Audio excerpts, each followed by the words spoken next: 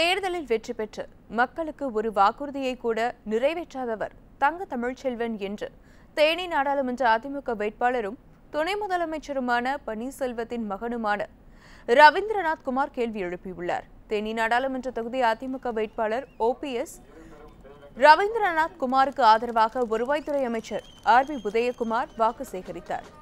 மதுரை மாவட்டம் அலங்காநல்லூரில் தேர்தல் பிரச்சாரத்தில் ஈடுபட்ட ரவீந்திரநாத் குமாருக்கு சிறப்பான வரவேற்பு அளிக்கப்பட்டது.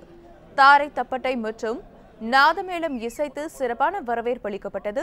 பின்னர் செய்தியாளர்களிடம் பேசிய ரவீந்திரநாத் குமார், ஆண்டிப்பட்டியில் வெற்றி பெற்று மக்களுக்கு ஒரு வாக்குறுதியை கூட நிறைவேற்றாத தங்க தமிழ்ச்செல்வன் தேனியில் எப்படி வெற்றி பெற முடியும் என கேள்வி எழுப்பினார்.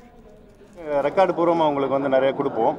தங்கத்தமிழ் செல்வன் அவர்கள் அம்மாவால் வேட்பாளர் அறிவிக்கப்பட்டு ஆண்டிப்பட்டி சட்டமன்ற தொகுதியில் சட்டமன்ற உறுப்பினராக தேர்ந்தெடுக்கப்பட்டு இரட்டை இலை சின்னத்தில் வெற்றி பெற்று தன்னுடைய சுயலாபத்துக்காக அந்த ஆண்டிப்பட்டி தன்னால் தேர்ந்தெடுக்கப்பட்ட அந்த ஆண்டிப்பட்டி சட்டமன்ற தொகுதியினுடைய மக்களை நட்டாற்றில் நிற்க விட்டு போயிட்டார். இப்போ ஓவரால் 6 தொகுதிக்கு நிற்கிற மாதிரி நிற்கிறாரு. அப்போ ஆண்டிப்பட்டி தொகுதி மக்களுக்கு வாக்களித்த மக்களுக்கு பதில் சொல்லிட்டு தங்கத்தமிழ் செல்வன் அவர்கள் வரட்டும். இன்னொரு கருத்து, குறையும் குற்றமும் செய்பவர்கள் முதல்ல தான் நாட்டுக்கு என்ன நல்லது செய்திருக்கிறோம் என்பதை எண்ணி பார்க்கணும்னு நான் சொல்லலை, புரட்சி தலைவர் பொன்மனச்செம்மல் எம்ஜிஆர் அவர்கள் சொல்லியிருக்கார்.